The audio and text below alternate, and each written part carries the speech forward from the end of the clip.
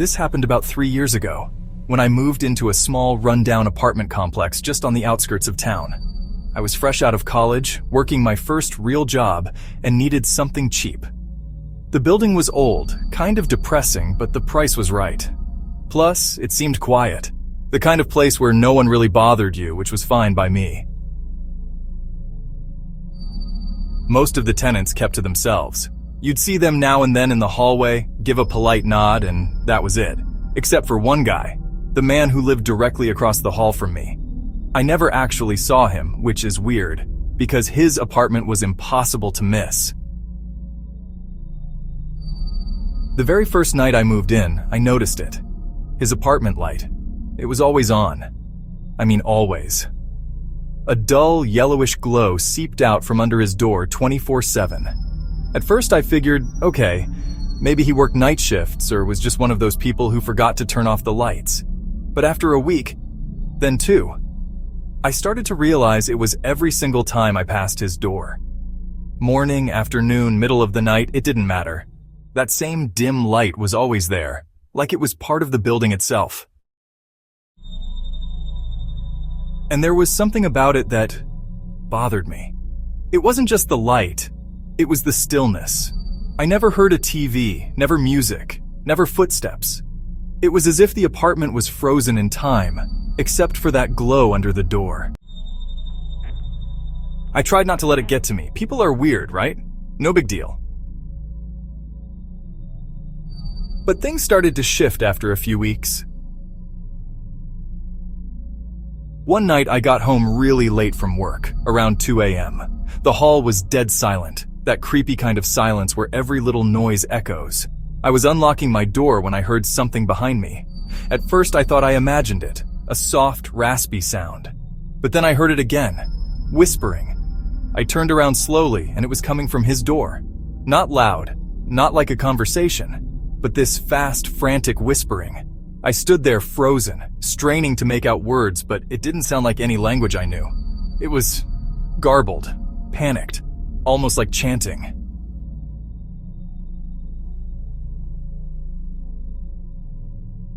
My whole body went cold. I didn't stick around to investigate.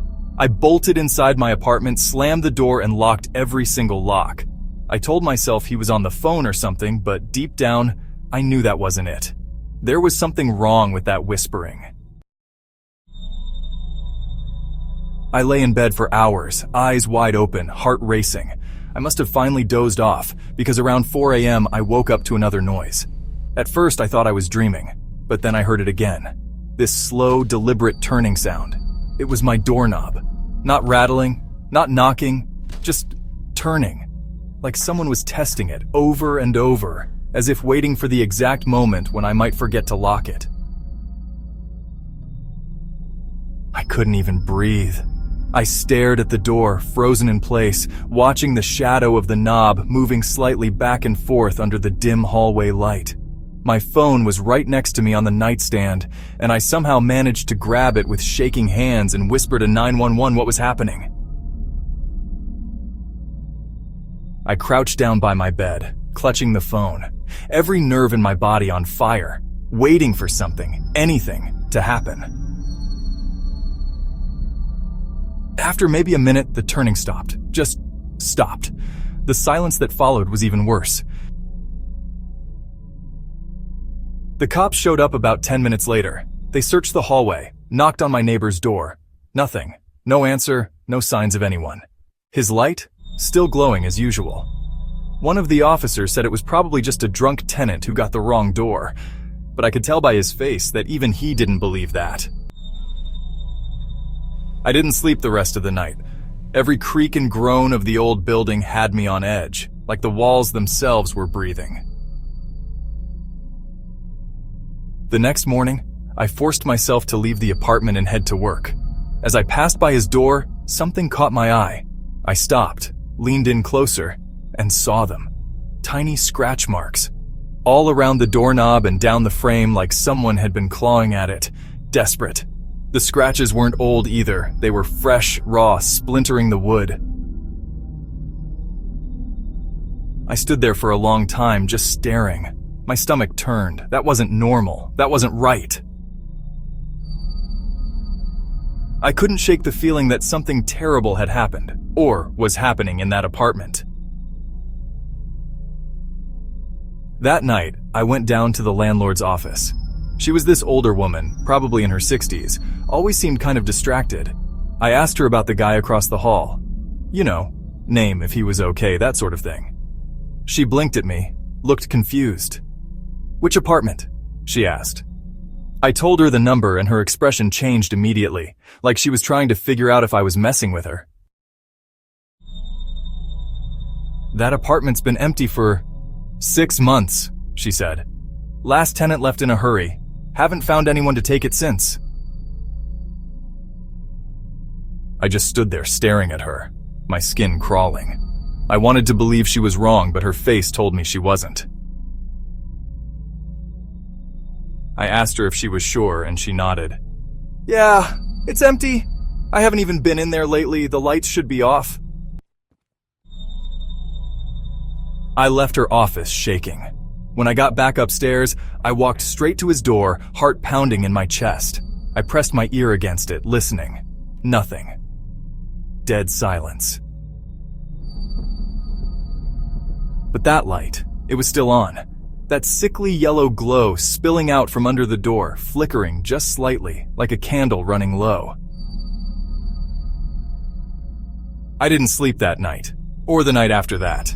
I kept my lights on, my doors locked, and jumped at every sound. A week later, I broke my lease and moved out. I never went back to that place, but sometimes, late at night, I'll wake up out of nowhere, heart racing, convinced I can still hear that frantic whispering, and I'll see, just for a second, a flash of dim yellow light, like it's leaking through the cracks of my bedroom door. I don't know what was in that apartment. I don't want to know, but whatever it was watching me, and I'm not convinced it's done. This happened to me about a year ago, when I was renting the upper level of an old duplex in a quiet residential neighborhood just outside of Columbus, Ohio. The building itself was nothing special, just one of those old houses split into 2 units, with a long front porch and creaky wooden floors. It had this aged, slightly warped feel to it, the kind of place that settles loudly at night and smells like time. My unit was on the 2nd floor, and directly beneath me lived an elderly woman named Mrs. Kinsey. She was in her late 70s, maybe early 80s, and the kind of neighbor who barely made a sound. Soft-spoken, polite, and rarely seen outside except to check her mail or water a single flower pot by her door. She always had this sort of distracted look in her eyes, like she was thinking about something else entirely, something far away. But she was nice. A bit distant, maybe, but never unfriendly. And she certainly didn't seem like the kind of person to cause any trouble. That's why what happened still creeps me out to this day. It started on a Wednesday night. I remember because it had been a long shift at work and I had gotten home later than usual. I showered, ate, and went to bed around midnight. It must have been close to 1 a.m. when I started to hear it. Footsteps. Not outside, not upstairs, directly beneath me, in the apartment below. They were slow at first, heavy, deliberate, pacing from one side of the room to the other, then back again. And I don't mean a few creaks here and there.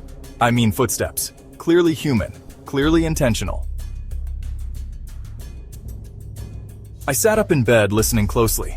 They didn't stop. I checked the clock again, 1:13 a.m. I remember because I kept staring at the red digits, hoping the sound would go away. It didn't. They went on for almost an hour, just back and forth, over and over. Never changing pace, never hesitating. At one point, I even got out of bed and walked softly toward my bedroom floor, crouching to listen. It was directly under me, like someone was pacing in her bedroom, which would be weird enough, but she always told me her bedroom was on the other side of the apartment. The kitchen was supposed to be directly beneath mine. I considered calling out, but something held me back. Some deep instinct telling me not to draw attention to the fact that I was listening. Eventually, the footsteps stopped. Not gradually, Not like someone walked away, just stopped, as if they were never there. I lay awake the rest of the night. The conversation started innocently enough, but there was an undertone I couldn't quite place. It felt like a warning, something I should pay attention to. I couldn't shake the feeling that something was off, like a puzzle with a missing piece. The next morning, I caught Mrs. Kinsey on her way back from the mailbox. She was walking slowly, wearing the same oversized cardigan she always wore. I gave a polite smile and said, "Hey, everything all right down there last night?" She looked confused. "Pardon? I thought I heard someone pacing down there around 1 a.m., I said, trying to sound casual. "Just wanted to make sure you were okay." She paused, really paused, like her mind had to catch up to the conversation. Then she blinked, smiled softly and said, "Oh no, dear. I went to bed at 8. I don't even walk at night anymore. My knees won't let me." I gave a nervous chuckle, thinking maybe I had imagined it. Maybe it was the pipes or an animal or something. But then she said something that made my skin crawl. She tilted her head slightly and added, in the same soft voice, "You shouldn't listen too closely in this house. It listens back." I was caught completely off guard. She gave no further explanation, just smiled and went inside like she hadn't just said the creepiest thing imaginable. That day at work, I couldn't focus. Her words kept looping in my head. It listens back. What the hell did that even mean? That night, I went to bed early. I left a lamp on. I told myself it was just the creaks of an old house and an overactive imagination. But at exactly 1:11 a.m., I heard it again. Footsteps. Not just pacing this time. Stopping. Then starting again. Stopping. Right beneath me. And then, the sound of something brushing against the wall. Not scratching, pressing.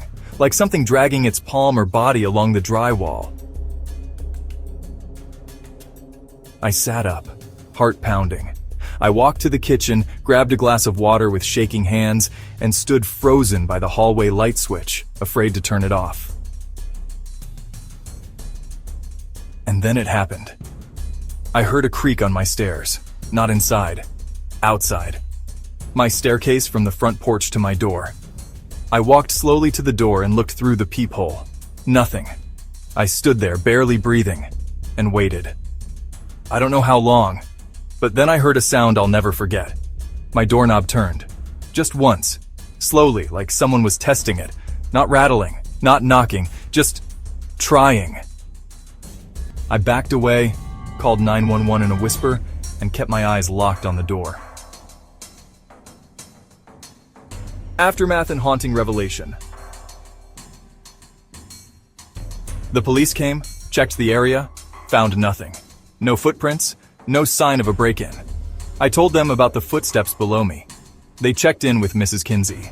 She let them in, apparently half asleep and confused, and they found nothing out of the ordinary. The officer who came back to speak to me looked a little unsettled himself. "You sure you didn't just imagine it?" he asked. I nodded. But I didn't believe it. Not for a second.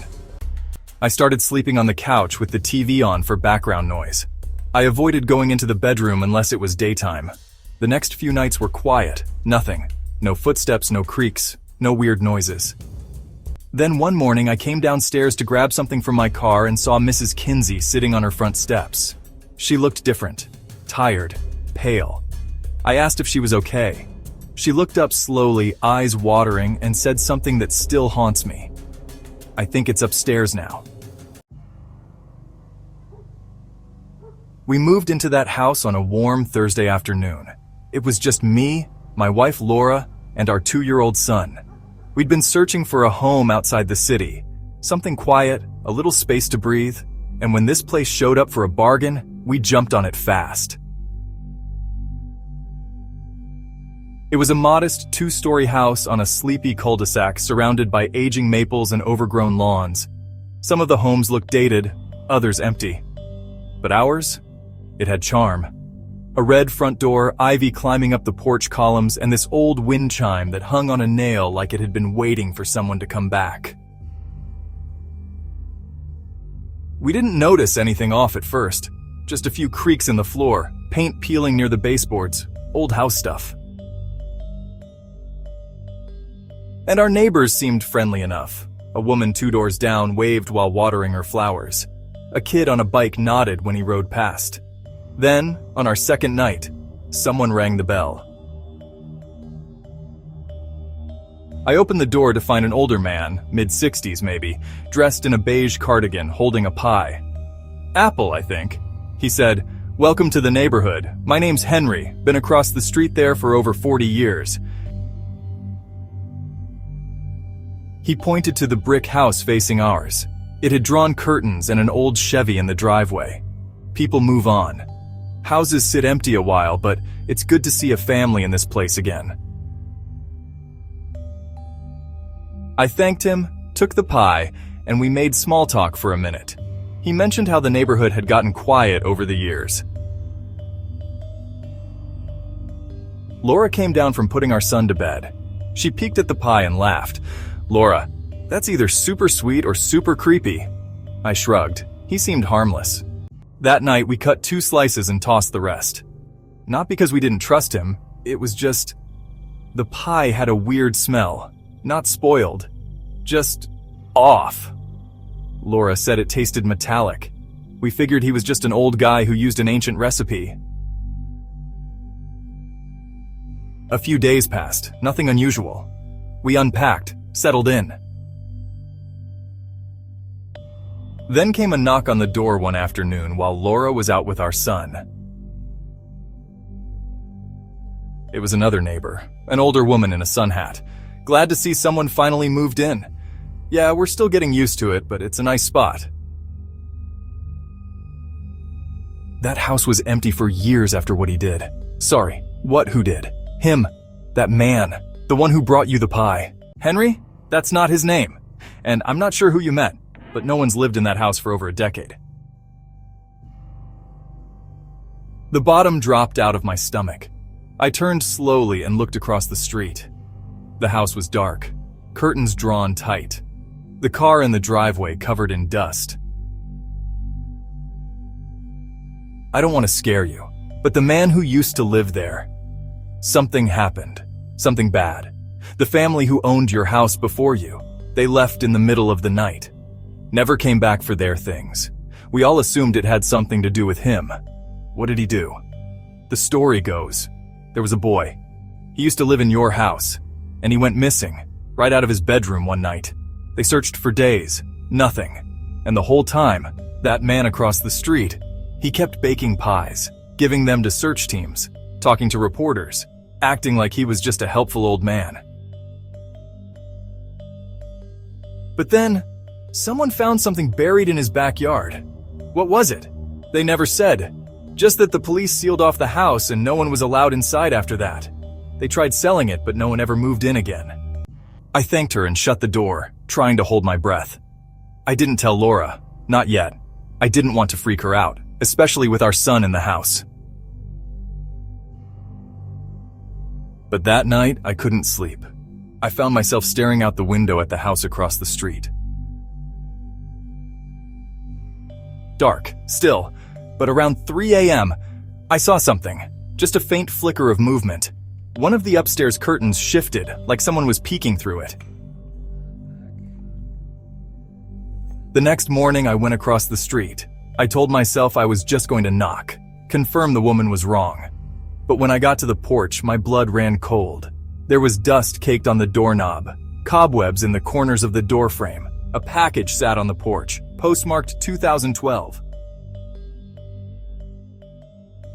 I backed away, went home, and locked every door in our house. That night, I didn't sleep at all. Around 2:45, I heard something. Not in the house, outside.